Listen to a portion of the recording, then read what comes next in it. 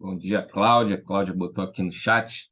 Então, a gente começa agora o nosso segundo encontro do Teógrafos de 2023, esse mês de abril, último domingo do mês de abril, onde a gente vai aproveitar, nesse nosso encontro, um tema que quem levantou a bola foi a Eliane, no nosso encontro passado. Ela, num comentário que ela fez, ela explorou a ideia lá do livro de Jonas. E eu falei, nossa, o livro de Jonas ele é muito rico, vamos explorar ele no encontro para a gente pensar algumas coisas diferentes acerca desse material que nos embala com as suas imagens, com as suas ideias, desde que a gente é criança, né? Porque tem aquelas cenas fantásticas e tal, do profeta e o peixe, isso e aquilo e tal, mas tem mais coisa ali para a gente pensar nesse livro, e provoquei aí vocês com uma seleção de textos, levando a pensar umas outras coisas ali a partir desse texto bíblico tão rico, né? Então, um livro de Jonas, né? Um livro que faz parte ali do conjunto dos profetas menores, mas ele é muito ilustrativo. Eu queria fazer uma leitura rápida do texto de Jonas, só para a gente relembrar algumas nuances da história e para a gente pegar o gancho para a gente fazer a nossa conversa de hoje. Então, vou fazer uma leitura rápida aqui, só para a gente retomar a história. E, eventualmente, eu vou dar uns saltos nessa leitura só para agilizar um pouquinho esse nosso reencontro com o texto. Diz assim o livro de Jonas, um livro muito curto, 48 versículos apenas, mas divididos em 4 capítulos. A palavra de Javé foi dirigida a Jonas, ordenando: levante-se e vá a Nínive, a grande cidade, e anuncie aí que a maldade dela chegou até mim. E Jonas foi, então, com a intenção de escapar da presença de Javé, fugindo para Tarsis. Foi até Jope, encontrou um navio de saída para essa cidade, só que Javé mandou sobre o mar um vento forte que provocou uma grande tempestade, ondas violentas, de forma que o navio estivesse prestes a naufragar. E aí os marinheiros ficaram com medo e cada um começou a rezar ao seu próprio Deus, jogaram tudo que tinha disponível no navio fora para diminuir o peso, e Jonas estava lá embaixo, no porão do navio, dormindo um sono tranquilo. E aí, o capitão, desesperado, querendo encontrar resolver o problema, né? Encontra Jonas lá e diz o seguinte: olha, o que você está fazendo aí dormindo? Levante-se, clame ao seu Deus, vai que ele nos protege dessa catástrofe. E aí, bom, os marinheiros ali, as pessoas que estavam naquele barco, falaram, vamos tirar sorte para ver quem é o culpado disso que está acontecendo. E, por um azar do destino, né, essa sorte acaba caindo sobre Jonas, né? Então, esses oráculos, essas consultas a esses meios de sorte, revelando nesse momento quem era o grande culpado por aquela confusão toda. E aí os marinheiros ficaram com medo e perguntaram: cara, o que você fez? E aí eles perceberam que Jonas estava fugindo da presença desse Deus dele, e já que ele tinha contado tudo o que aconteceu. E perguntaram para Jonas: o que a gente vai fazer com você para que o mar se acalme? Porque o mar estava cada vez mais revolto. E aí Jonas responde: olha, sinceramente, isso só vai se resolver quando vocês me pegarem e me atirarem no mar, porque aí o mar vai se acalmar e vocês vão seguir o caminho de vocês. Foi por minha causa que isso está acontecendo. E aí, mesmo assim, os homens relutaram a essa sugestão de Jonas, só que não conseguiam e só teve uma solução. Pegaram Jonas e jogaram no mar. Imediatamente o mar se acalmou e aqueles homens começaram a temer muito ao Deus de Jonas, no caso de Javé, oferecendo sacrifícios, fazendo votos e tudo mais. Só que nesse ambiente em que Jonas foi lançado ao mar, o próprio Deus de Jonas, Javé, enviou um peixe muito grande para que engolisse Jonas, e Jonas ficou no ventre do peixe 3 dias e 3 noites. Do ventre do peixe, Jonas dirigiu ao seu Deus uma oração que diz assim: na minha angústia, invoquei a Javé e ele me atendeu. Do fundo do abismo pedi tua ajuda e ouviste a minha voz. Jogaste-me nas profundezas do coração do mar e a torrente me envolveu. Passaram sobre mim as tuas ondas e vagas. Então pensei, eu fui expulso para longe dos teus olhos, nunca mais poderia admirar a beleza do teu santo templo. Eu estava cercado de água até o pescoço, o abismo me rodeava, um lodo se agarrava à minha cabeça. Desci até as raízes das montanhas, a terra se fechava sobre mim para sempre. Mas tu retiraste da fossa minha vida, Javé, meu Deus. Quando minhas forças se acabavam, eu me lembrei de Javé.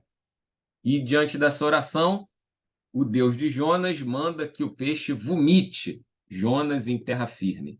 E aí ele retoma a sua história no seco. A palavra, então, de Deus se dirigiu a Jonas ao ponto de ele dizer o seguinte: já como homem vomitado, levante-se e vá a Nínive, a grande cidade, e anuncie-lhe o que eu vou dizer a você. Jonas se levantou, foi a Nínive, entrou na cidade, começou a percorrê-la, caminhando o dia inteiro, e dizia: dentro de 40 dias, Nínive será destruída. Os moradores de Nínive começaram a acreditar em Deus, pasmem, e marcaram um dia de penitência, vestindo-se todos de saco de pano, desde os maiores até os menores. E Deus viu o que eles fizeram, como se converteram de sua má conduta, então Deus desistiu do mal com que os tinha ameaçado e não os executou. Agora o trecho final. Jonas ficou muito desgostoso e despeitado e rezou reclamando com Deus, dizendo o seguinte: ah, Deus, não era isso exatamente o que eu dizia quando estava na minha terra? Foi por isso que eu corri tentando fugir para Tarsis, pois eu sabia que tu és um Deus compassivo e clemente, lento para ira, cheio de amor, e que voltas atrás e não ameaças, e volta atrás nas ameaças feitas. Se é assim, Deus, tira a minha vida, pois eu acho melhor morrer do que ficar vivo. E aí Javé responde: vem cá, faz sentido ficar irritado desse jeito?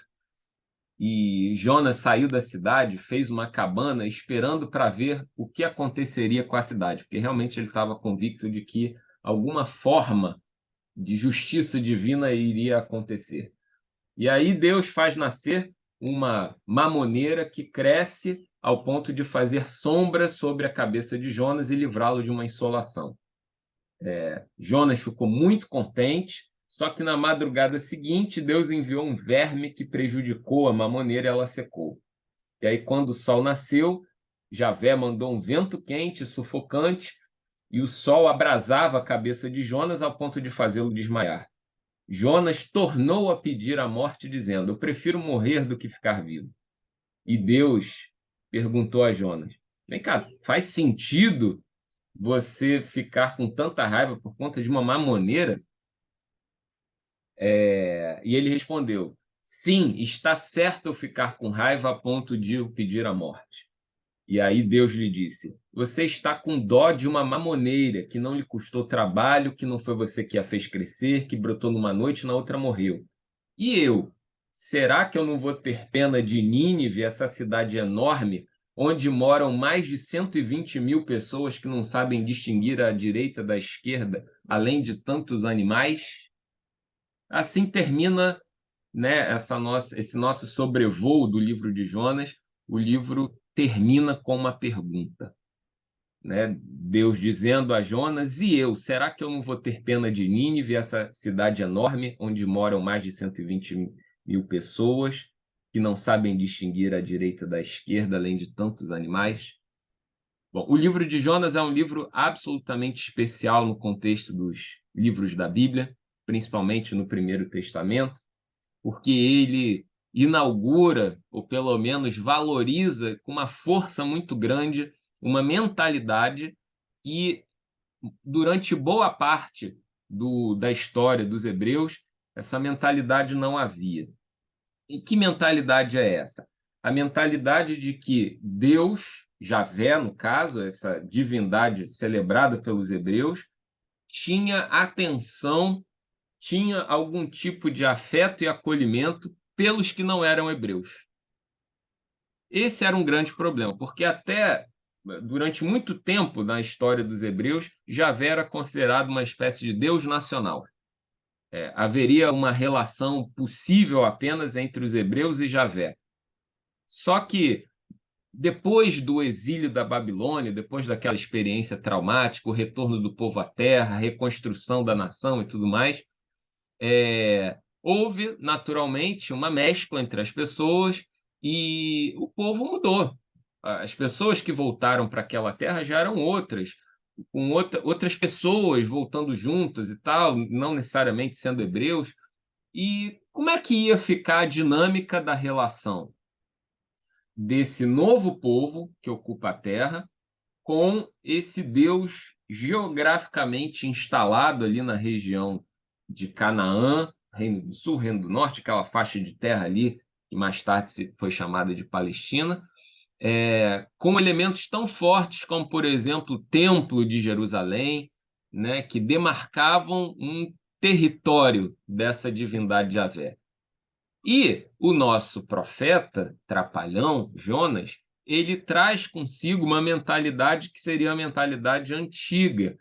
Olha, não dá para abrir esse culto a Javé para essas outras pessoas. Javé é um Deus nacional, ele tem que ficar dentro da nossa cerca. E Javé, ele fala, cara, vai lá a Nínive e avisa para eles que vai vir uma desgraça. O anúncio era de destruição. E isso promoveu naquele povo, surpreendentemente, uma mudança de comportamento, e Deus desiste de aplicar sua justiça e tudo mais, e o profeta fica irado. Bom, mas a gente tem já nessa transição aí uma mudança dessa noção divina, né? Diante de um rastilho de comportamento, esse Deus dos hebreus, tão fixo, tão limitado, ele se abre a um povo completamente diferente. E digo mais, Nínive era a capital da antiga Assíria, do Império Assírio, que foi um povo importante naquele contexto antigo, mas que foi o responsável por ter destruído o Reino do Norte, né, cuja capital era Samaria. Então, na história dos hebreus, anunciar algo a Nínive era anunciar alguma mensagem de Deus a antigos inimigos. Tem uma música que fizeram tentando recuperar um pouco dessa história do livro de Jonas, que diz nos seus versos o seguinte, como se fosse o profeta cantando: fui chamado para flores entregar a quem quis roubar meu pão, quem feriu o meu irmão. Algo mais ou menos assim. E a gente pensa, né? Eu fui convocado a falar algo em direção àquele que me violentou. E nesse anúncio, nessas palavras, a gente vê uma mudança de comportamento e a solução de uma história como um todo, né? O povo se rende a essa divindade e tal, e tudo se reordena.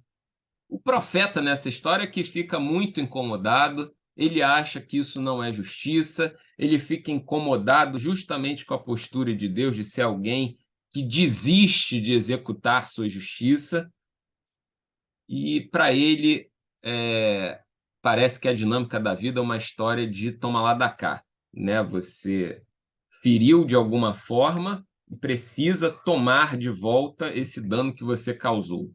Algo que, naquele imaginário antigo, era chamado de uma teologia da retribuição, né? Uma contas a pagar na mesma medida para recuperar os danos. No livro de Jonas, a gente, inclusive, começa a ver lampejos de algo que no Novo Testamento vai ser muito forte. A própria noção, né? O nome não aparece aqui em momento algum, mas uma noção relacionada com aquela ideia de graça, né? não havia motivos para essa recuperação, mas Deus decidiu e acabou, né? Inclusive, esse poder de Deus sobre as forças da natureza, né? Deus faz crescer uma mamoneira, seca a mamoneira, promove sombra, tira a sombra, né? Mas tudo isso num jogo de poder que, na verdade, Deus está se abrindo para outras realidades que o profeta, nesse momento, está fechado.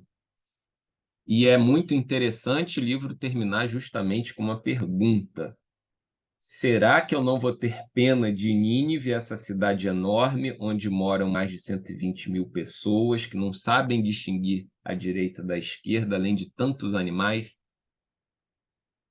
Talvez muitos clamores dos discursos religiosos ao longo da história seria: não, porque se trata de Nínive, não se deve ter pena dessas pessoas. Mas é lógico que essa pergunta é uma pergunta retórica. Deus já tinha, de alguma forma, manifestado sua compaixão para esse povo, até pelo fato de ninguém ter sido destruído e tudo mais. O profeta sai como alguém que parece que não entende muito bem essa dinâmica de Deus, né? Ele fica chateado com essa história. Ele anuncia o castigo, a moda dos antigos profetas, mas isso não acontece. Talvez o próprio livro de Jonas já se estabeleça como uma crítica ao profetismo dos hebreus. Vocês falam tanto em castigo, faz parte da mensagem de vocês, castigo, castigo, castigo, mas o foco pode até ter se perdido, que era justamente a reconstrução da história. O que é mais importante do que anunciar o castigo ou executar algum tipo de justiça é justamente recuperar a vida das pessoas. E aí, no texto, isso acontece, né? E o profeta fica chateado, né? Em momento algum aparece para a gente uma cena de que o profeta entendeu o que Deus queria dizer e, e resolve-se a questão. Não, parece que vai Deus para um lado, Jonas para o outro, e o povo lá feliz e contente por ter continuado vivo. Por isso que no texto que segue ao texto bíblico, o autor do texto, que não é nenhum popstar da área de comentários e tudo mais, é alguém que se deteve a fazer um comentário específico desse texto. Ele comenta o seguinte: olha, já se tentou fazer muitas coisas com esse texto, pegar o lado histórico, fazer analogias com o texto e tal, mas eu acho que tem uma questão que não foi explorada com carinho, que é pegar o texto de Jonas e encará-lo como um texto que trata sobre a essência da justiça. Como se a gente tivesse, como participante dessa história, três personagens que dialogassem entre si de alguma maneira sobre o que é essa justiça que tanto faz parte da nossa vida. E esses personagens que se articulam são o próprio profeta, a divindade e o autor do texto, que bota isso em cena, confrontando uma narrativa com as perspectivas pessoais e coloca um problema. Olha, a justiça é assim. Parece que a gente se atrapalha em colocar um critério efetivo e absoluto de justiça. Parece que a justiça tem uma dimensão contextual, uma dimensão que a gente precisa ponderar as coisas em função de determinados contextos e que a pretensão de chegar a uma resposta final para o problema da justiça parece que é uma pretensão sem sentido. O autor, então, desse pequeno comentário levanta uma bola que acaba sendo pouco explorada no contexto dos usos religiosos do texto de Jonas. Ele acaba colocando a questão: olha, dá para a gente pensar de maneira um pouco mais profunda, para além dessa relação de se esconder de Deus, de ser engolido pelo peixe, de ter sido vomitado pelo peixe, de descumprir ou cumprir uma ordem divina e tal. Parece que é necessário pensar uma questão da prática da justiça como um problema em si. De um lado, você vai ter motivos para executar uma justiça punitiva, mas, por outro lado, você vai ter o contrapeso dessa justiça punitiva, que é justamente a compaixão. E essas coisas contrabalançadas é que vão dar a medida do que é razoável de se fazer. No texto que a gente leu, o texto bíblico, ele vê a justiça pendendo mais para o discurso divino. Olha, o povo se resolveu, eles entenderam, se consertaram e Deus não executou a justiça.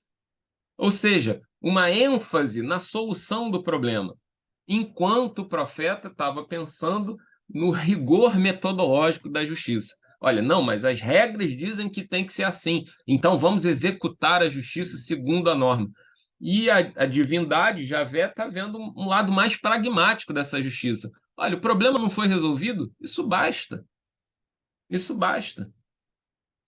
De alguma maneira, isso vai se entrelaçar com muito da nossa percepção de vida, desse nosso relacionamento de espiritualidade com as outras pessoas e tal, porque a gente internamente faz esses juízos de valor. Mas quem é que está domando, quem é que está dando peso, quem é que está dando voz a esses juízos de valor que a gente internamente, autonomamente executa?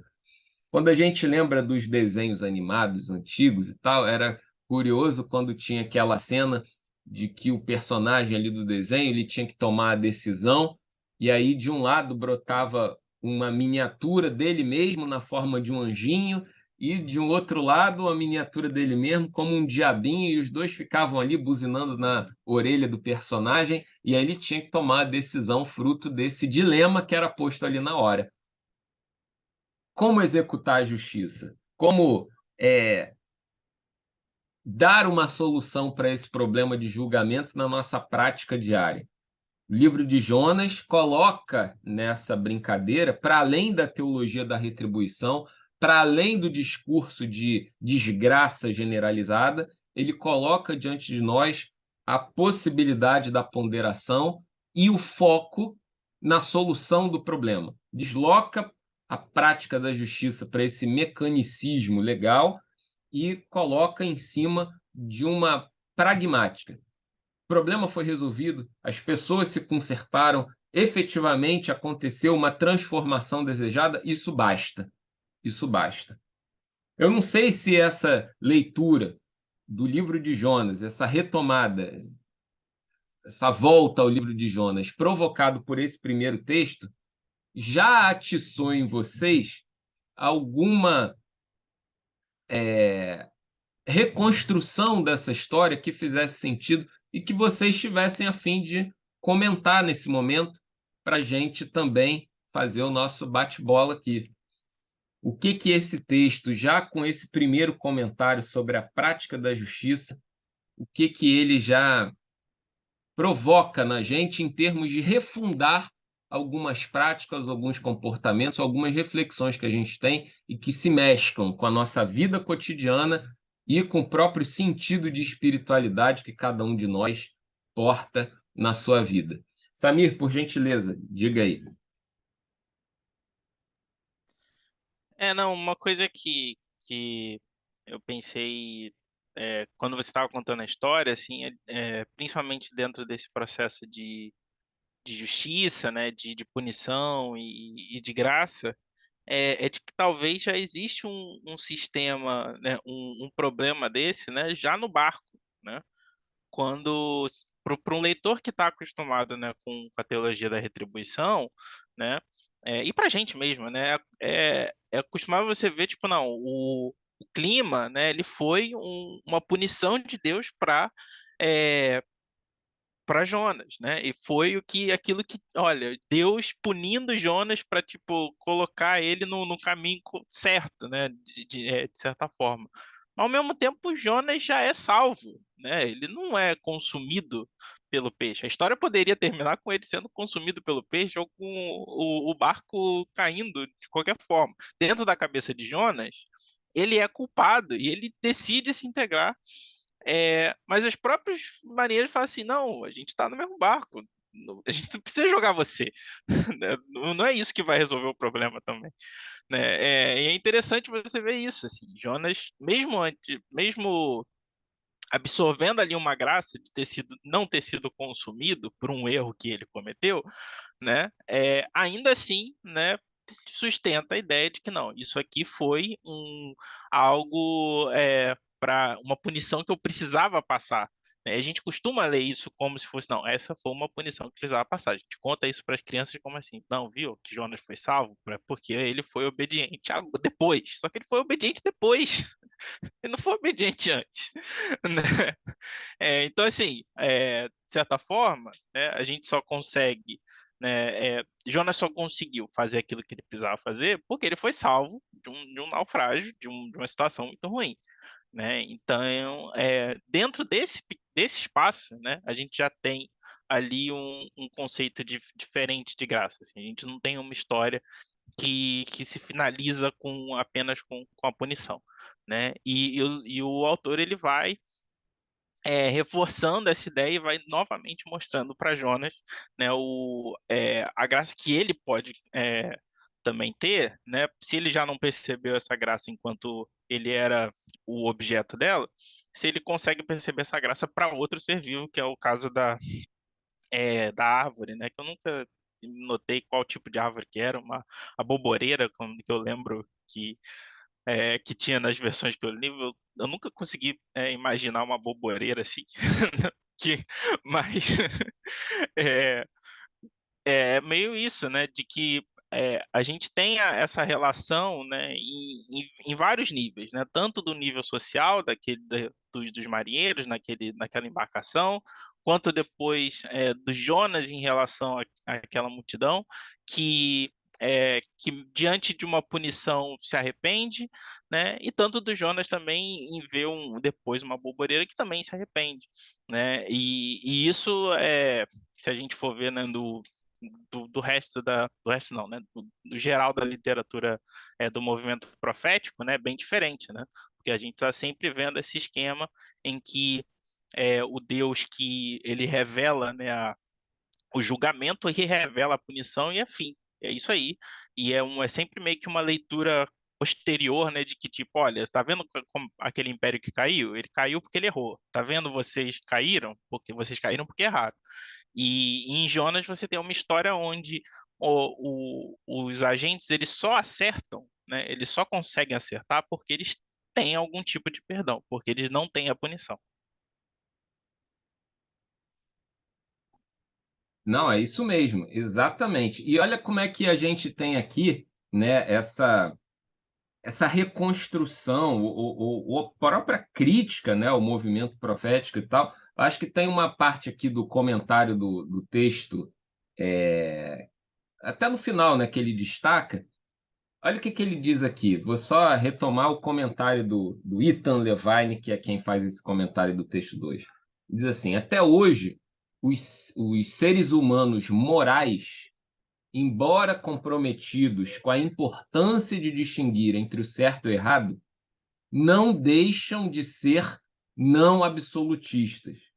Eles defendem que não dá para abrir mão da recompensa e punição, mas também são sensíveis a alguma ética por situação e à necessidade de uma proporção.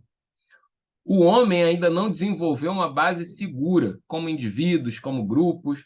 Muitas vezes, aí o que diz o texto aqui, muitas vezes punimos inadequadamente e perdoamos inadequadamente, e não temos certeza de como nos relacionar com a convicção conosco e com os outros. O autor, pensador do livro de Jonas, né, quem compôs essa história, tomou uma posição tangencial e o fez por conta da natureza historicamente insolúvel desse dilema da justiça. Até hoje a gente faz nossos julgamentos morais com base em impulsos, ideologias, slogans da moda, construtos intelectuais e sentimentos pessoais. E em todo tempo nós precisamos ouvir uma tripla voz dissonante que é manifestada por esses personagens, Deus, Jonas e o autor do texto. Né? Dizendo, olha, o problema da justiça... É engraçado que quando a gente vê falar assim, justiça, o nosso país, Brasil e tal, o pessoal fala, Brasil é o país da impunidade. Tá, mas que critério de punição ou de execução de justiça está sendo pensado? Muitas vezes, quando se fala assim, o Brasil é o país da impunidade. O que está por trás disso é uma vontade de sair degolando todo mundo que cometa erros, né? Seria a prática da justiça essa da forma mais violenta possível, que aí sim seria um modelo de justiça onde se resolve o problema cortando cabeça, né? Mas fala, cara, não é assim. A própria noção de justiça ela evolui, ela é situacional, ela precisa ser repensada. E quem melhor do que esse ambiente de espiritualidade que dialoga com tantas variáveis tão ricas para promover, né, uma reflexão diferenciada, sem pretensão de absolutismos sobre esse tema. Eu vi que a Eliane levantou a mão ali, acho que ela queria fazer algum comentário. Diga aí, Eliane. Não, eu só queria perguntar uma coisa que acho que me escapou. Você colocou que os marinheiros eram de outra religião, não foi isso? Eu entendi errado. Não, não tem nada a ver. Só um segundo, vamos voltar aqui no texto. Ó. Diz assim, lá do texto. Cadê? Deixa eu voltar aqui. Deixa eu ver. Cadê? Ó, lá no versículo 5 do primeiro capítulo. Os marinheiros começaram a ficar com medo e a rezar cada um ao seu próprio Deus, o que nos sugere, por conta dessa expressão, que era cada um de uma religiosidade diferente. E a forma como eles lidam com Jonas. Olha, o que você fez aí para o seu Deus? Uma certa distância com relação àquela divindade, né? Não sei se isso te fez retomar Não, alguma. eu só achei interessante que eu nunca tinha percebido isso. Então, Ah, eu achei legal. interessante. Então, é por isso que eu falei, eu acho que eu entendi. Será que é isso mesmo que eu entendi? Eu achei interessante porque o processo de tirar sorte também era feito pelo povo de Israel, Judá, sei lá, não sei, Uhum. o grupo, né? E eu achei também interessante que cada um, se cada um, eu achei interessante isso. Se cada um tinha um Deus, eles jogaram a sorte, a resposta foi por qual Deus, né? No caso aqui, o autor pediu que fosse Jeová mesmo, né? O Javé. Não, É, só uma dúvida, só uma dúvida. Valeu, obrigada. não, e é isso mesmo. É lógico que Obrigada. o autor do livro de Jonas, ele está sendo muito intencional nessa escrita, né? Eu acho que, na boa, sinceramente, até empobrece a riqueza literária desse livro se a gente ficar forçando a barra para esse relato, para essa construção de imagens, ser uma narrativa histórica. Acho que a gente até empobrece a beleza do livro porque a gente consegue perceber um autor muito intencional, fazendo escolhas artisticamente muito precisas, muito bem definidas, para colocar nesse tipo de cena, nessa novelinha que é o livro de Jonas, um jogo muito mais profundo que traduz o que estava sendo experimentado na sociedade daquele tempo. Uma mescla de religiosidades, uma tentativa de um discurso religioso vencer o outro, mas o próprio Deus nacional, esse Deus Javé, se colocar diante de dilemas fruto do discurso que tinha sido feito em nome dele ao longo da história. Olha, o negócio é bater e resolver os problemas. Tudo se resolve com morte. E isso criou um problema. E vamos resolver isso. E esse Deus se mostra compassivo com o povo inimigo e tal. Ou seja, o tempo todo a história, até pegando esse tema do mar, né, dando um caixote nas concepções que se tinha sobre esse Deus até então.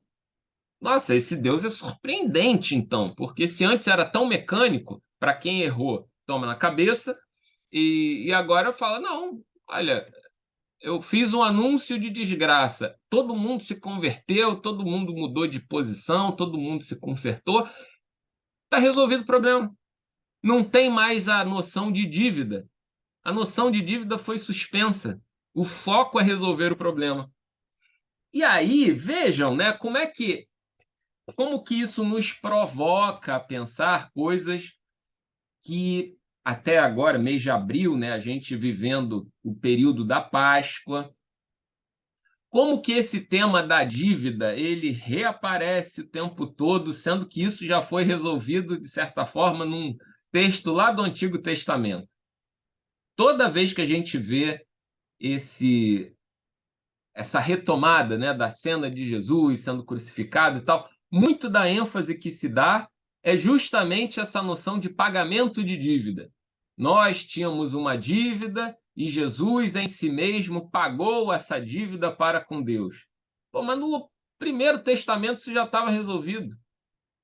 Vocês estão retomando uma história velha, uma lógica velha, recontando essa história, ainda falam, não, o pecado se resolve com sangue, sacrifício, medida igual de punição e tal, mas isso já não tinha lá atrás. Vocês estão sendo anacrônicos em contar essa história da morte e ressurreição de Jesus, ainda nessa dinâmica de pagamento de dívida. Mas, pô, não dá para mudar o disco, não dá para pensar uma coisa um pouco mais criativa, pensando o que então significa isso, porque, convenhamos, é muito fácil a gente cair nesse mecanicismo. Todo mundo, né, a maior parte de nós, pelo menos, foi formatado nesse mecanicismo. O que a gente pode pensar, então, para superar essa lógica de justiça, né, porque é uma lógica de justiça, que já está ultrapassada já há muito tempo. O livro de Jonas, ele data, mais ou menos, do ano 300 antes de Cristo, né? Então, a gente está falando de um tipo de leitura da saga de Jesus que já estava superada há pelo menos 3 séculos.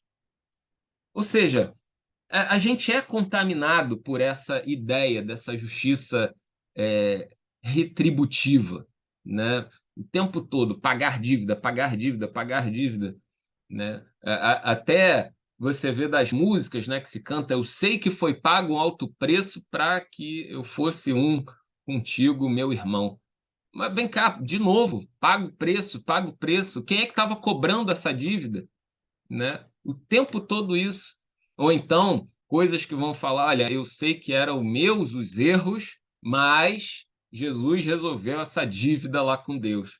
Devia ser eu, né? Algumas músicas vão cantar.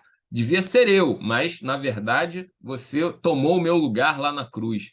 Eu não, me tira dessa. Eu não quero, tenho nada a ver com essa história, não quero, não fiz nada para ser crucificado. Mas assim, isso vai tomando uma dimensão nesse imaginário de culpa, dívida e tudo mais, que você tem que criar uma acrobacia para justificar isso. Sendo que o livro de Jonas já tinha resolvido isso há muito tempo. O livro de Jonas é um livro que trata esse tema, é um tema, nome ruim, mas vamos chamar assim, esse tema da salvação de uma maneira muito mais criativa do que se tinha feito até então. O livro de Jonas, ele é muito mais cristão do que muitos discursos cristãos, em algumas medidas, né? É a pragmática do que a religiosidade, do que a espiritualidade pode promover. Resolveu o problema? Está resolvido.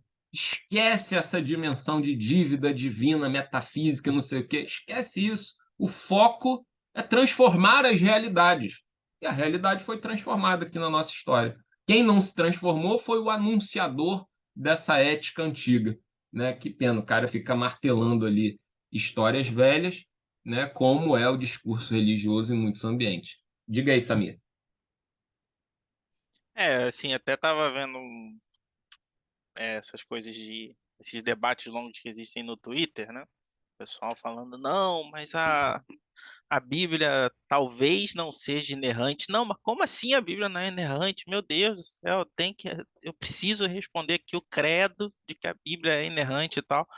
E Jonas e Jó, né, são exemplos de um debate, né, assim, de uma contraposição de ideias, assim, né, a ideia de uma teologia da retribuição, ela é diferente daquilo que o autor de Jonas está propondo, é diferente daquilo que Jó está propondo, né? Jó é ainda mais elaborado, né, porque é um debate, né, e quando a gente tenta né, no exercício cristão, né, fazer isso tudo convergir de uma forma sistematizada, é que a gente fica nessa coisa de tipo, não, mas o sacrifício de Jesus ele foi muito grande, e aí ele cobriu todas as dívidas. Né, mas quem fez essa contabilidade, gente? Quem estava cobrando esse processo? Será que é tão difícil para a gente entender, né, que existe um sistema de punição que é diferente de uma proposta onde existe um perdão? Né? E aqui eu acho que Jonas é exatamente isso. É uma história que exemplifica isso de uma forma muito clara, assim. Olha, não tinha um. O que você quer? Eles se arrependeram. Você vai punir eles porque depois que eles se arrependeram? Né? Mas quem que vai cobrar essa dívida? Por que esse Deus não pode ser compassivo? Se a gente espera que esse Deus seja compassivo com o próprio povo, que é uma esperança de Israel, né? Que é uma esperança desse povo judeu, né? Diante de vendo a punição, entendendo a punição que eles têm, né, de serem dominados, de serem controlados, etc., né, como uma punição divina pelos erros do passado, eles esperam a compaixão. Tipo, uma hora a gente precisa terminar essa dívida toda, né? Então eles têm essa esperança de um dia e enquanto Deus exerce isso, a gente é, quer jogar ele em outra caixinha, né, tentando colocar a ideia de que não, esse Deus ele precisa ter uma ira que precisa ser saciada, e essa ira só se sacia pelo sacrifício de Jesus, né, e é libertador quando a gente talvez pense que assim, olha, talvez seja diferente, né, talvez é, existe uma outra lógica que não é uma lógica que termina uma lógica que vai começar a ser, que não vai começar, mas também é proposta pelos cristãos, né? Nessa ideia da graça, uma ideia que substitui completamente o sistema de punição, assim como Jonas também está propondo, né? Algo de fora dessa retribuição. Né? E aí, só que a gente precisa perceber isso, né, quando a gente percebe que existe um debate, quando a gente percebe que existe um pensamento que não exatamente está evoluindo, mas está sendo construído, né, por diversos autores falando de formas diferentes, né, observando problemas de formas diferentes. Né? E aí a gente a gente precisa defender que a Bíblia é inerrante, que a Bíblia não se contradiz, que tudo ali estava e tal, e cria problemas que a gente não precisava criar. E a gente pega essa lógica de justiça, né? E pensa assim, pô, é fácil pensar nessa lógica de justiça de um para com o outro, né? De uma relação social entre as pessoas e tudo mais. Mas só que isso se espelha também na relação do homem consigo mesmo. É ao ponto dele criar um imaginário tal de dívidas pessoais impagáveis. E eu acho que aqui os nossos colegas da psicologia devem lidar com isso, essas correntes de culpa eternas, e estabelecem uma justiça que é insolúvel. Né? O cara está o tempo todo num sentimento de dívida, dívida com o passado, dívida consigo mesmo, dívida com a história que construiu e tal, não sabe exatamente o motivo, mas está ali, numa dinâmica de justiça, não exatamente essa palavra, mas com pesos e medidas de várias nuances da vida que não se resolve. E, bom, será que esse nosso discurso religioso tradicional não catalisa, né, toda essa problemática da insolubilidade, né, dessa questão da justiça, seja para si, seja para com outro, né? Você fica amarrado num jogo de pesos e medidas, ou como o Samir comentou, uma contabilidade que nunca fecha, e você está sempre ali arrastando corrente, arrastando corrente, arrastando corrente. Mas, pô, é depressivo pra caramba, né? Você vê que na liturgia tradicional protestante, católica eu conheço muito pouco, mas do que eu já vi, parece que existe esse momento também como um momento importante. A noção de haver um momento daquele espaço da celebração litúrgica que é o momento de sentir culpa. Eu preciso sentir culpa aqui, a contrição. Eu preciso reconhecer a minha culpa pedir perdão a Deus e tal.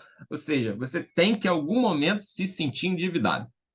Você tem que fazer uma confissão ali e dizendo, olha, essa semana eu só fiquei deitado 100% do tempo, não fiz nada para ninguém, não pisei em uma formiga. Não, mas você está culpado ali pela omissão, porque você deveria ter feito tais coisas. Não tem para onde fugir. Pô, então, será que isso é uma interpretação da vida saudável? Né? Qualquer movimento que você faça, ele pode ser julgado como um promotor de desgraça. Porque se eu não estou errando de um lado, eu estou errando do outro. O que eu faço, eu fiz e causo dano positivamente. Se eu não fiz, eu também causo dano por omissão. Eu falei, pô, então pera lá. Aí é uma espécie de burocracia que eu fico amarrado o tempo todo. Tipo, tô fora, isso não me interessa. Qual outra forma de refundar as relações da vida e da própria espiritualidade que vão nos tirar dessa espiral de uma execução de justiça, né? Eu lembro de uma pessoa muitos anos atrás que ela estava comentando assim sobre qual a religião que ela tinha e tal, e aí ela falou lá a resposta dela e falou: esse é o meu jeito de resolver a minha culpa. Nem era cristão, mas isso está na cabeça das pessoas. Não, resolver a minha culpa. Eu falei, poxa, mas né, isso fica martelando o tempo todo, a minha culpa, minha culpa, minha culpa. Pera lá, né? A gente precisa se tratar disso, né? E o vocabulário religioso tradicional, às vezes, ele não ajuda, porque isso vai aparecer o tempo todo. A culpa, se não é a gente que é culpado, é Jesus que é culpado, Jesus porta a culpa, é a ovelha, é não sei o quê, e todas as culpas serão eliminadas e tal. Gente, quem está ainda contando culpa, né?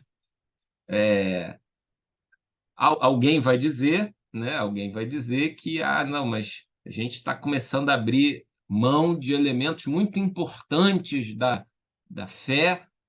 Talvez esses elementos julgados importantes é que tenham promovido uma confusão muito grande. Talvez seja justamente isso que precise se lançar a mão, né?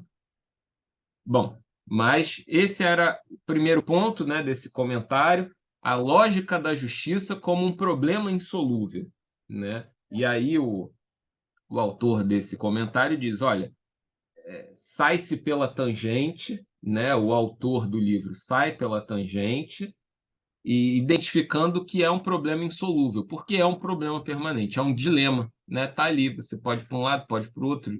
Escolhas situacionais vão levar a gente a decisões que nunca vão ser as melhores, nunca vão ser as melhores de maneira final, absoluta, né?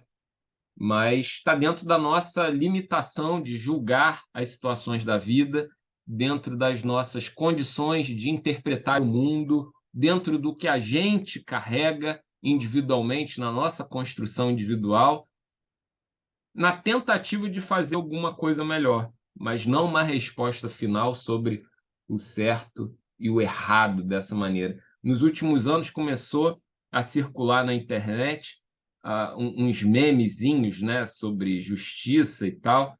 Eu fico vendo, nossa, e não é tão pobre.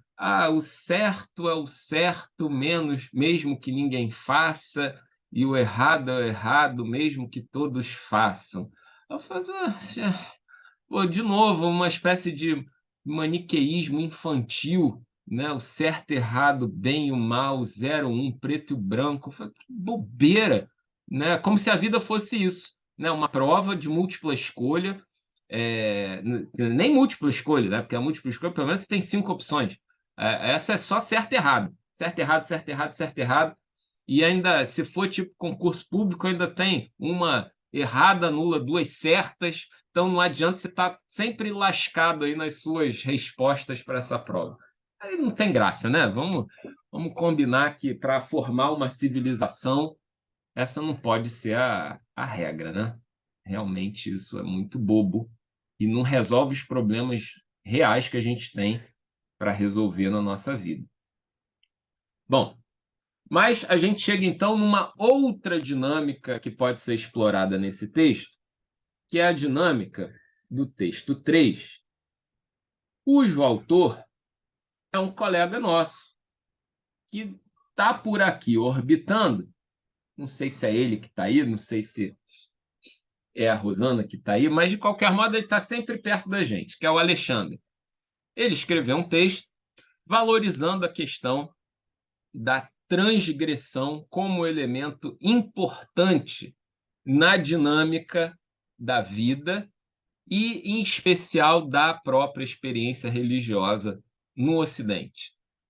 Se a gente relembra da história de Jonas, a história de Jonas começa com o tema da desobediência.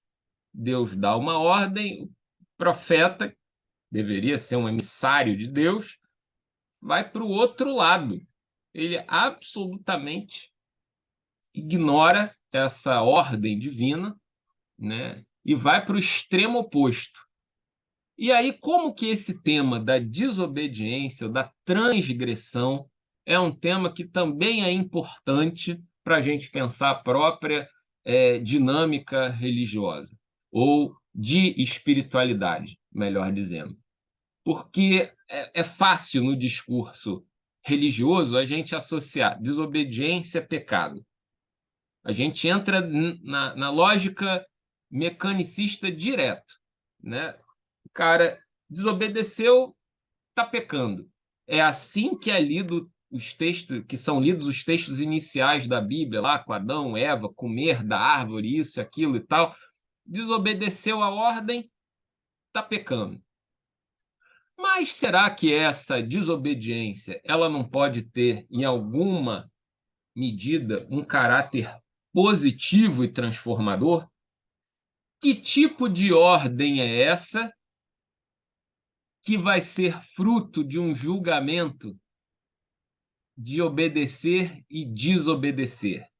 Será que todos esses comandos, ou todos esses princípios, todas essas normas são equivalentes em termos de um julgamento de obedecer e não obedecer? Para vocês terem ideia, em instituições muito ligadas à dinâmica de normas, né? Uma dinâmica normativa e que acaba regulando quase que cada passo que você dá, como, por exemplo, nas Forças Armadas, existe um princípio muito interessante, como se fosse uma suspensão momentânea desse princípio normativo, que diz o seguinte: ordem absurda não se cumpre. Ou seja, existe toda uma parafernália normativa, todo um conjunto de ordens, normas e princípios, mas quando o alvo dessas normas e princípios e tal se vê diante de uma condição do absurdo, ele teria uma autorização para não cumprir a norma, o princípio, seja lá o que for. Ou seja, por mais rígida que seja a estrutura, existe uma possibilidade de julgamento para dizer, não, mas isso é absurdo. Agora, nos nossos contextos diários, na nossa vida cotidiana, o que entraria nessa dinâmica do absurdo, que suspenderia a obediência cega de uma norma ou que, de alguma medida, habilitaria a desobediência dessa norma, dessa ordem, desse princípio, né? O que está em jogo quando a gente pensa na desobediência que pode ter um caráter positivo? Se a gente olha, por exemplo, a história bíblica, principalmente desse elemento que é central da história bíblica, Jesus, ele foi alvo de críticas dos seus observadores pelo fato de, segundo um tipo de interpretação, ele estar desobedecendo determinadas normas, como, por exemplo, curar no sábado, né, que era algo muito importante dentro daquele esquema. E isso trouxe uma série de confusões lá para ele. Como é que pode curar no sábado? E aí Jesus, em alguns momentos, explica, tentando fazer uma certa acrobacia argumentativa, dizendo, olha, não é bem por aí. Se você tiver uma ovelha e tal, e ela fosse perdendo, e você não vai resgatar ela, isso e aquilo e tal, começa a contar uma série de histórias para ilustrar o quanto que uma norma dessa natureza é absurda. Mas ainda assim, o que está por trás desse julgamento que Jesus faz e que autoriza, que habilita a desobediência de uma determinada norma? Qual o caráter positivo da desobediência? No texto do Alexandre, ele articula essa noção de desobediência com o que é próprio da reforma protestante, que, de alguma forma, foi uma prática de desobediência a um contexto de obediência bem definido daquele tempo, que era a estrutura religiosa cristã ali do século final do século XV, início do século XVI. A gente pode pensar na experiência de Lutero como um desobediente obediente. Desobedece para poder obedecer. Abre mão de uma norma para ir ao próprio núcleo da norma, para ir à intenção mais profunda da norma, como se a norma tivesse duas camadas, uma mais externa, da sua interpretação literal, e uma mais interna, do seu princípio gerador. Como se fosse necessário abrir mão dessa prática externa, visível, mais imediata da norma. Não, eu preciso suspender isso para chegar à verdadeira, se é que pode-se dizer isso, intenção desse princípio normativo de obediência e tal, que também tem seu contexto, que também tem seu momento, que também tem a sociedade para a qual ele se dirige, o contexto cultural e tudo mais.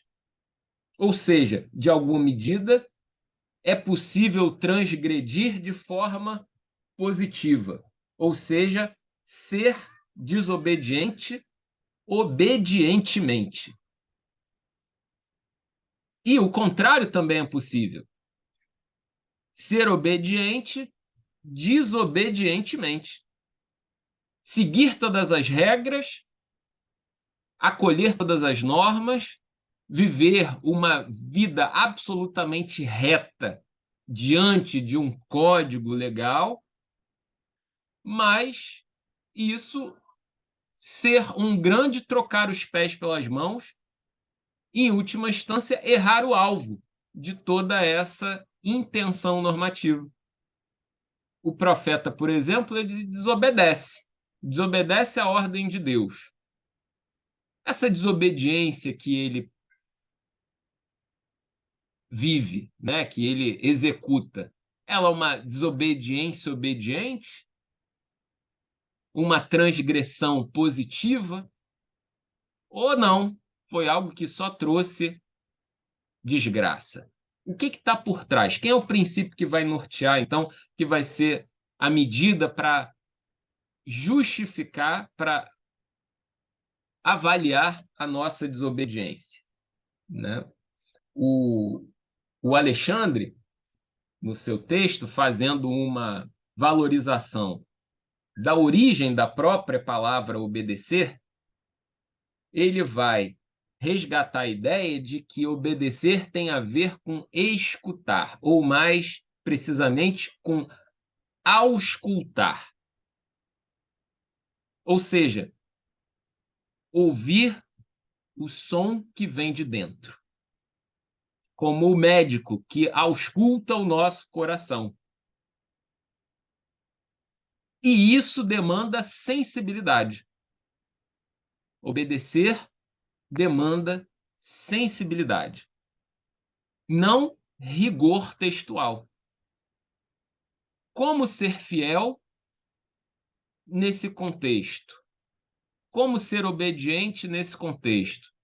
Como ser obediente aos chamados de Jesus? Como ser cristãos no século XXI? Precisamos auscultar o nosso tempo. Precisamos auscultar o que seria Jesus diante do nosso tempo. E não tentar imaginar aquele Jesus entronizado, uma espécie de Jesus rei, que com seu cetro regula de forma absoluta o certo e o errado e é o fiel da balança para qualquer prática de justiça. É preciso estar atento, ter sensibilidade, saber para onde ir, em que medida ir, na tentativa de obedecer. Como se, de alguma forma, na nossa desobediência, nós encontrássemos formas de obediência.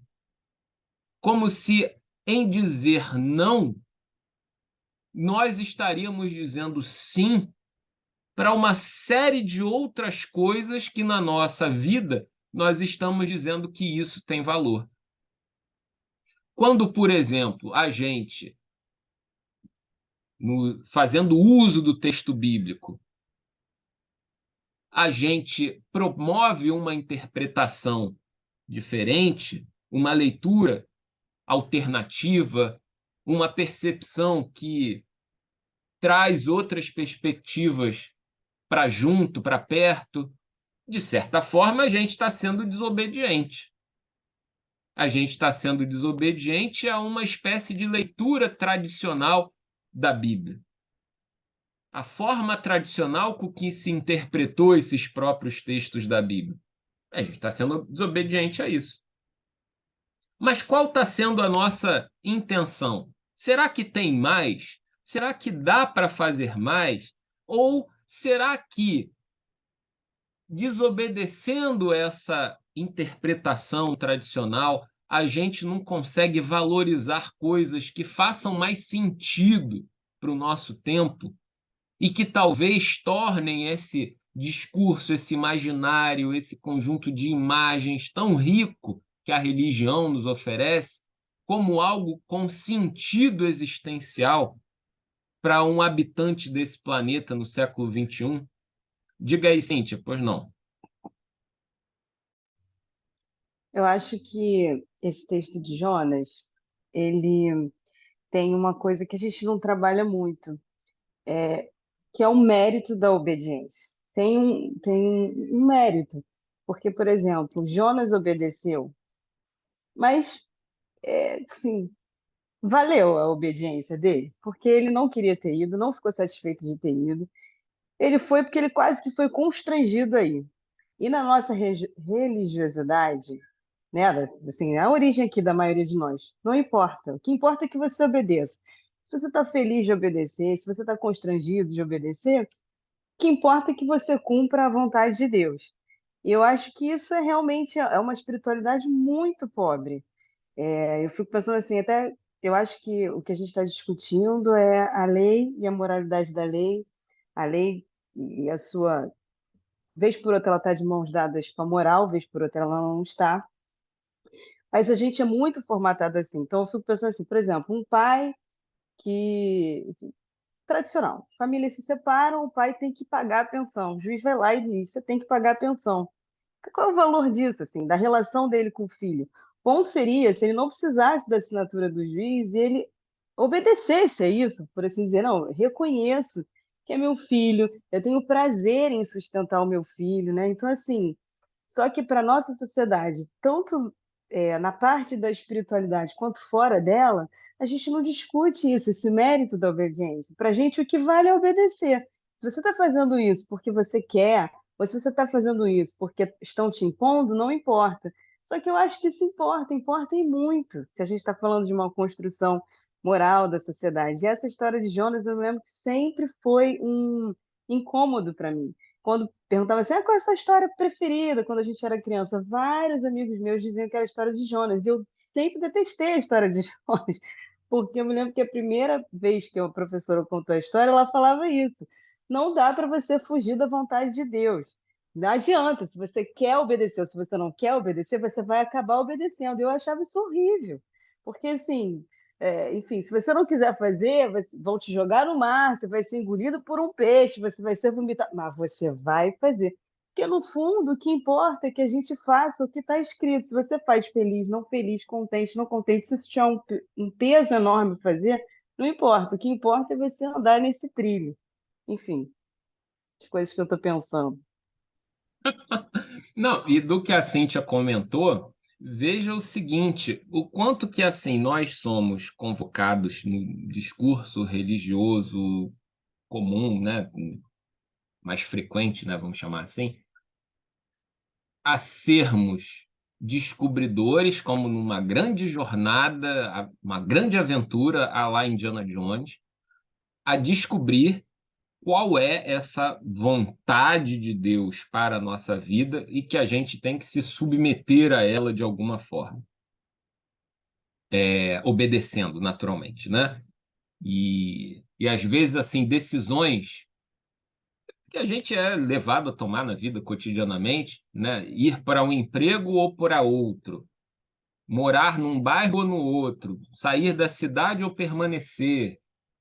E aí tudo acaba usando esse discurso de não, essa era a vontade de Deus, então nós ficamos aqui no bairro e tal, ou então permaneci no emprego e tal.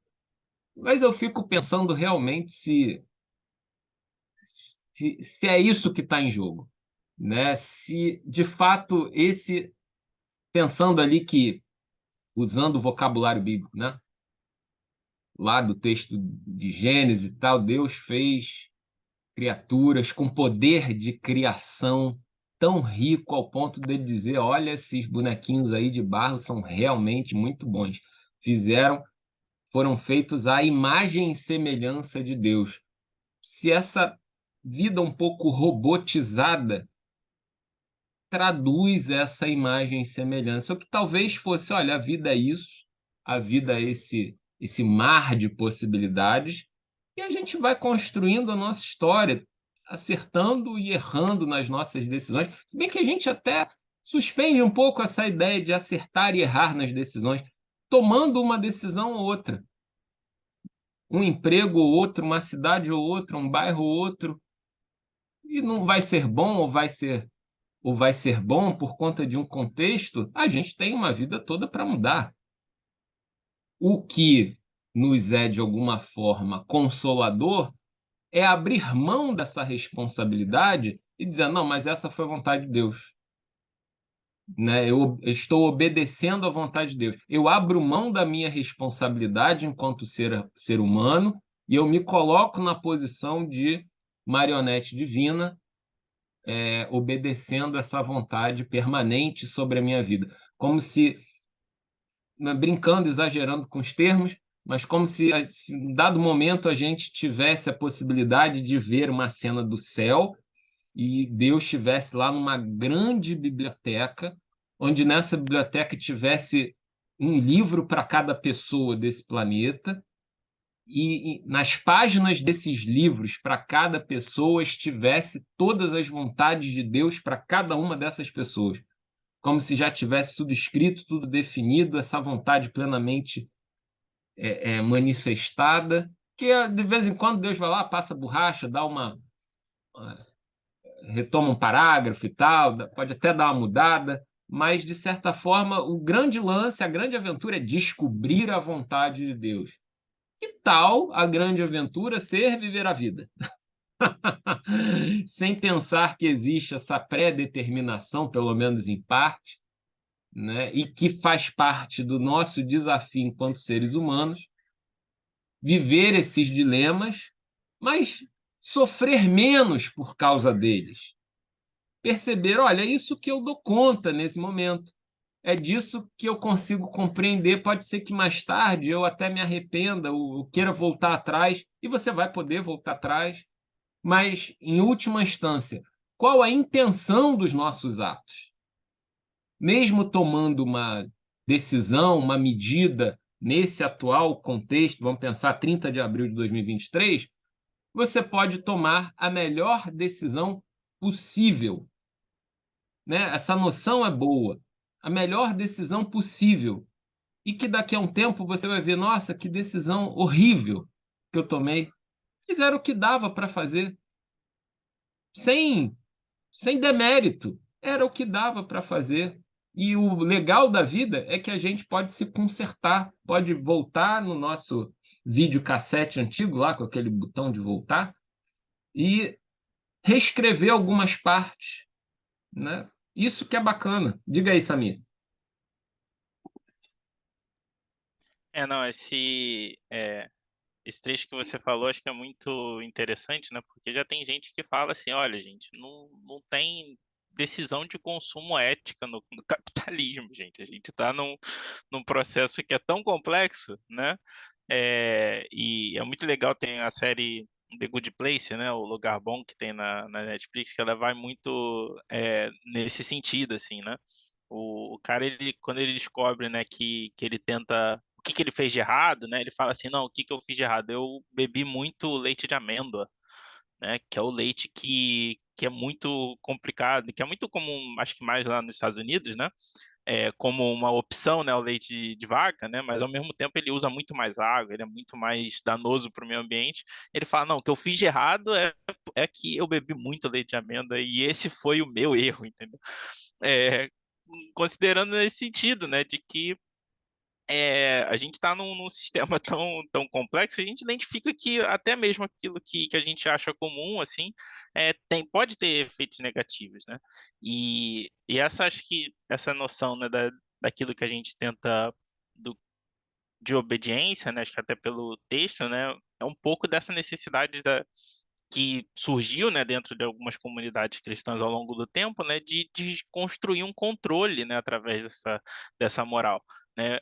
E interessante porque se a gente pega o judaísmo, né, que tem, né, um manual, né, muito definido, né, de certa forma, né, com várias leis e tal, eles parecem, né, ser um pouco mais livres no sentido de que assim, olha, gente, a gente tem um monte de regras que foram escritas há 2000 anos atrás, a gente vai aceitar algumas delas. Se você aceita todas, você é de uma vertente muito ortodoxa. Se você não aceita todas, você aceita outras, mas você continua sendo judeu, né? Por causa disso, né? Enquanto nós, né, cristãos, a gente está literalmente se dividindo, né? Todas as vezes que a gente entende que alguém não segue uma determinada regra. Ah, não, você não aceita que a ceia é desse jeito?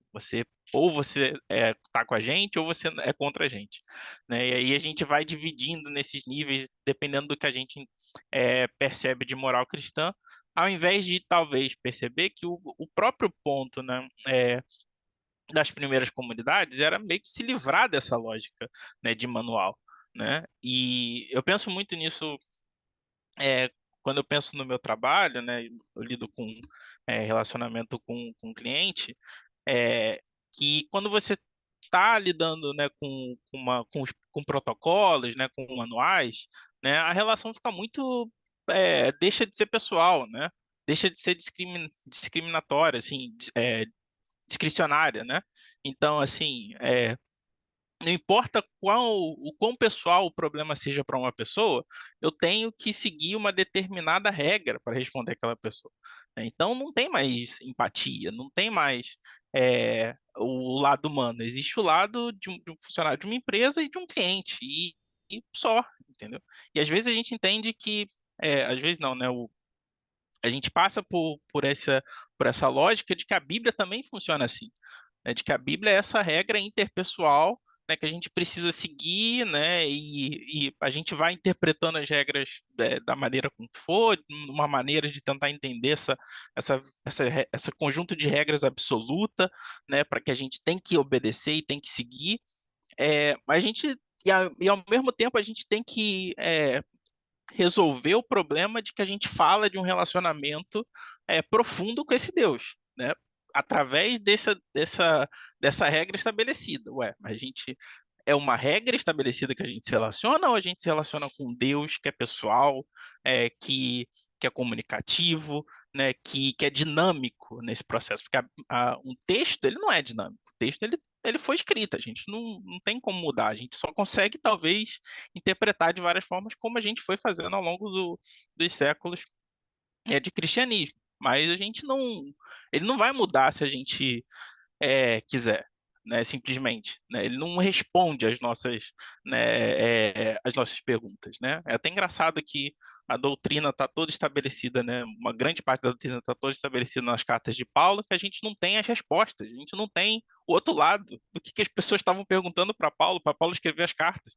E aí a gente fica nesse meio de que, tipo assim, o que realmente Paulo estava tentando dizer para a gente estruturar ali, mas assim, a gente tem uma parte de uma conversa. E aí a gente vai tentar estabelecer também que a gente tem um relacionamento interpessoal, né, com esse Deus, ou a gente tem um relacionamento apenas com essa regra de fé e prática, com esse manual que já está tudo escrito, com esse manual absoluto, né?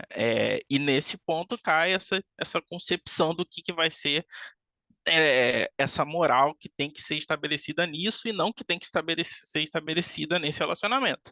Porque se a gente começa a entender que a nossa moral é a partir do relacionamento, como a gente vê isso nos evangelhos, a gente vê isso na maneira como Jesus está interagindo com os discípulos, com as outras pessoas, a gente percebe que isso que é dinâmico, que a gente não vai resolver todas as questões de uma hora para outra, né? Que a gente vai precisar expandir esse processo, né? Entender o que está acontecendo, para realmente a gente chegar num conceito, né, de moral que não vai ser fixo de uma hora para outra, né? E nisso que tem essa lógica, né, de que existe algum nível de graça nesse processo, né, longe daquele sistema de punição. Porque se a gente for, né, para o lado, a gente sempre tem que obedecer, né, essas regras pré-estabelecidas, né, a gente sempre não vai conseguir ter estabelecidas. Essas regras foram escritas ou foram estabelecidas por outras pessoas, né, e em outros momentos. E se a gente não entender essa negociação, né, sobre esse processo, e se a gente não perceber que a gente precisa construir um relacionamento para além dessas regras, né, a gente vai ficar preso sempre nesse jogo de culpa, nesse jogo de que a gente está sempre procurando obedecer algo que a gente não sabe exatamente o que é, porque as perguntas que a gente está fazendo hoje são completamente diferentes das perguntas que eles estavam se fazendo naquele momento. Não, exatamente, Samir. E a gente vê também nesse jogo, né, de perguntas, obediências, morais, lógicas, juízos de valor e tudo mais, tem no meio do texto aqui do Alexandre uma palavrinha que ela é muito interessante e que coloca a gente para pensar. Uma palavra estranha que eu até coloquei entre colchetes para tentar ajudar a esclarecer ela, que é onde ele fala da ipseidade humana. É uma palavra que não faz parte do nosso vocabulário cotidiano, mas que a gente poderia talvez entender do seguinte: o que é próprio do ser humano. Vejam quanto esforço nas eventuais formações religiosas as mais diversas possíveis, ao tentar se dizer o que são os anjos, quem é Deus, o que é o céu, o que é o inferno, o que é isso, o que é aquilo, mas lembrando, né, do ambiente, dos ambientes que a gente percebeu, percorreu, o esforço proporcionalmente menor na intenção de se buscar a resposta para a seguinte pergunta: o que é o homem? O que é o homem? O homem é sempre colocado na condição de criatura de Deus e tal, carente de Deus. Aí vão falar lá de Santo Agostinho, que tem em si uma carência que só Deus pode preencher e tal. Mas é só isso que tem para dizer sobre o ser humano? Será que a gente não pode reconhecer já como ponto de partida que o homem e a vida humana é esse jogo de dilemas, é uma luta constante, porque a gente tem noções sobre a realidade que aparentemente os outros seres não têm.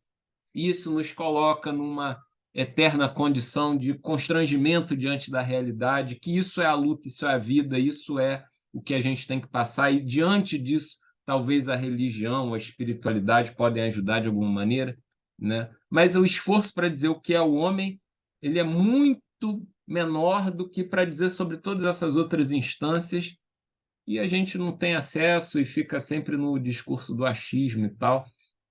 Agora, é lógico que quando a gente está falando de desobediência, obediente, a ideia não é jogar tudo para o alto, né? Perder todos os critérios. Ah, não, suspendam-se todas as normas porque elas não fazem sentido. Não é essa a ideia, naturalmente, porque senão a gente viraria um deserto, né? Para poder caminhar. Um deserto no sentido de que é tudo igual. Por qualquer lado que você for, você vai chegar em qualquer lugar, porque todos são iguais e tal. Ou seja, perderia um pouco sentido, né?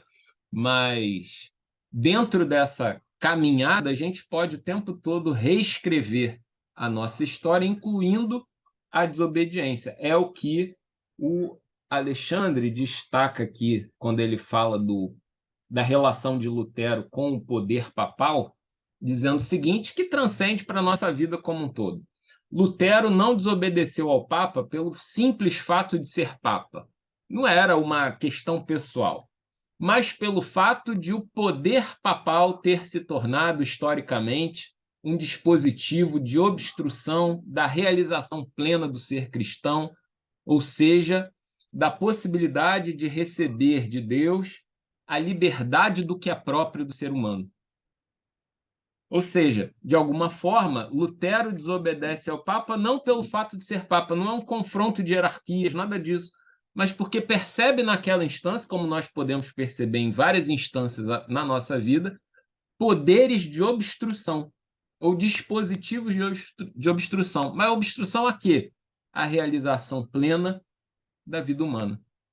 Todas essas instâncias que obstruem a vida humana, de certa forma, são convites à desobediência. Agora, é lógico que perceber o que obstrui a vida humana de se realizar vai ser uma percepção individual, fruto dos nossos julgamentos, da nossa história, da nossa visão de mundo, do que portamos, do que herdamos, né? E aí é um jogo que parece sem solução. Mas o que a gente vai sair hoje aqui com uma mensagem provocativa é o que a gente encontra lá no texto 4, nesses 5 minutinhos que nos restam. E fazendo uma citação a Primo Levi, o nosso autor, Frederic Gross, que vai escrever um texto sobre desobedecer, é um filósofo francês, escreveu esse livro, de certa forma, recentemente, 2017, ele vai dizer o seguinte, que os monstros existem, mas são muito pouco numerosos para ser realmente perigosos. Mais perigosos são os homens comuns, os funcionários dispostos a acreditar e obedecer sem discutir. Ou seja, a menção que Frederic Gross faz a Primo Levi coloca como mais perigosos não os monstros, porque eles são piores, mas são em número reduzido. O problema está naqueles funcionários dispostos a acreditar e obedecer sem discutir. Se a gente pensar, por exemplo, na nossa história da civilização, eventos do século XX, toda aquela onda do nazismo na Alemanha, sim, de fato havia um monstro ali estabelecido. Mas quantas pessoas dispostas a acreditar e obedecer sem discutir efetivaram aquele projeto? O Hitler sozinho não faria nada. Os fundamentalistas religiosos, os líderes desse movimento, sozinhos não fazem nada. É necessário que haja uma massa de pessoas dispostas a acreditar e obedecer sem discutir, que se mobilize de alguma forma a esses projetos dos monstros, como o texto chama. Ou seja, é necessário, como um antídoto, como uma pequena vacina, talvez, né? Tipo vacina, né? Você tomou ali aquela picada, tá ali no seu sangue. Uma indisposição a acreditar e a obedecer sem discutir. Como se isso começasse a tomar conta da nossa existência, uma certa indisposição em acreditar e obedecer sem discutir. Aí, né, é um caminho que começa a abrir margem para uma outra forma de vida que vai encontrar um lugar próprio no mundo. Como ele diz aqui o nosso autor, na prática, no entanto, ninguém ou quase ninguém se levanta diante dos problemas que efetivamente assolam a nossa realidade no mundo. E ele fala que problemas são esses na concepção que ele tem. O aprofundamento das injustiças sociais, as desigualdades na distribuição de dinheiro, os danos progressivos ao meio ambiente, a concentração e a geração desenfreada de riquezas e tal. Segundo ele cita de um outro autor, a verdadeira questão não é saber por que as pessoas se revoltam, mas por que não se revoltam.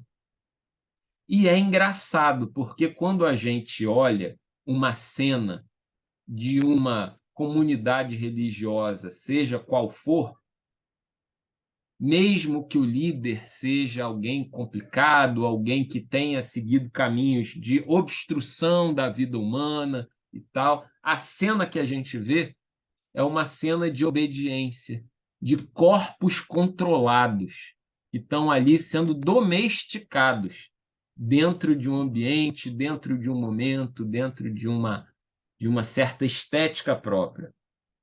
A domesticação desse ser humano, para que ele obedeça, para que ele cumpra todas as regras e tal. Olha que possibilidades novas a gente tem quando a gente olha a própria desobediência sobre um caráter positivo. Justamente vai ser a desobediência, nesse sentido, que vai nos permitir avançar. Se a gente olha, por exemplo, o jogo científico, quem trabalha em laboratório, quem faz pesquisas das mais diversas possíveis, vai ter uma teoria enquanto regra e os dados que ele coleta no laboratório, no campo, seja lá o que for, como possibilidades de criar um discurso novo que desobedece ao discurso anterior. Assim já é no jogo científico, só que ninguém vai usar a palavra desobediência. Mas, em última instância, é uma desobediência. A regra diz isso. Eu encontro dados que parecem não seguir essa regra. Eu preciso criar um discurso desobediente ao discurso que se tinha até então. Vejam, é o tempo todo uma pragmática. Eu tenho problemas e vou tentando resolver esses problemas conforme eles forem aparecendo. Normal, assim é a vida. O que não pode é a gente insistir nos mesmos modelos, nas mesmas regras, nas mesmas soluções, independentemente das cenas que se colocam diante de nós. De certa maneira, conformismos, consensos, ideias pré-fabricadas, tudo isso acaba sendo muito perigoso, porque deslocam o ser humano do seu lugar no tempo e no espaço. Eu estou rogando soluções, propostas, respostas velhas para um tempo e um ambiente completamente diferentes. Por isso que a cena final dos textos lá da nossa seleção para esse domingo envolve aquela placa onde a gente tem lá o passarinho e na placa diz proibido passarinhos e está lá o passarinho pousado sobre a placa, né? De certa forma, aquela desobediência percebeu na placa uma obstrução à vida. E ele falou, olha, dane-se. Ninguém vai me impedir de pousar, ninguém vai me impedir de voar, ninguém vai me impedir de estar onde eu devo estar, né? eu estou aqui. As placas podem dizer o que quiserem, as normas podem dizer o que quiserem, mas a vida não pode ser contida, né? De certa forma, esse passarinho está nos ensinando isso nessa placa aí, que eu não sei, certamente foi um desenho feito aí talvez por essas inteligências artificiais, essas coisas aí que estão na moda agora, né? Mas eu achei bastante ilustrativo para a gente pensar esse caráter positivo da desobediência, né? Que a gente se sinta o tempo todo motivado a seguir boas trilhas de desobediência. E talvez a gente encontre realização na própria vida desobedecendo. A Eliane, que trabalha com artes e tal, vocês vejam que atrás dela tem as coisas bastante coloridas e tal. Essa coisa artística tem muito a ver com desobediência. Desobediência das formas, desobediência dos usos das cores. Certamente quem já estudou arte na vida viu que existem estilos próprios, formas próprias de se fazer arte de cada tempo e tal, mas o que aparece de novidade vem quando isso é suspenso. E você tenta algo diferente, desobedecendo a regra que está sendo dada. Isso para a literatura, né? Como aqui a Cláudia está dizendo no chat, transgredir é preciso sempre, o tempo todo, né? Não a transgressão do rebelde sem causa, mas o rebelde com causa. E qual causa é essa? Né? Em última instância, nossas transgressões visando promover a vida. Então, que o livro de Jonas, né, que foi o nosso ponto de partida, desse nosso profeta obediente, que pelo menos a gente saia das próximas leituras que a gente venha a fazer dele, com um pouquinho dessa noção, né, de que desobedecer talvez cause coisas positivas, né?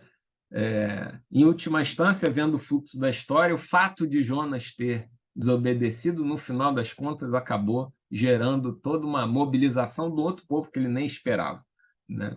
Então, vamos, né, colocar isso na nossa dinâmica da vida, né? Que a gente não se limite tanto a normas e regras, mas que a gente haja retomando o nosso próprio projeto lá do Gênesis, um pouquinho a semelhança e imagem de Deus, e talvez essa semelhança seja a capacidade de criar e, quem sabe, até de transgredir. Beleza, pessoal? Então, vocês tenham aí um excelente domingo, uma vida transgressora pela frente, mas que vão refazendo aí essas coisas que estão cristalizadas à nossa volta. Os textos estão lá disponíveis. Hoje, ainda mais tarde, eu coloco essa nossa gravação e a gente vai se esbarrando por aí. Abração, Eurico, Cris, Patrícia. Valeu, galera. Bom almoço para todo mundo. Acrescenta o livro de Tobias, da Igreja Católica. Beleza. Tá, pode deixar. Valeu. Até mais. Obrigado, Jaca. Até mais. Valeu, Bom almoço pra Samir. todo mundo. Forte abraço. Falou.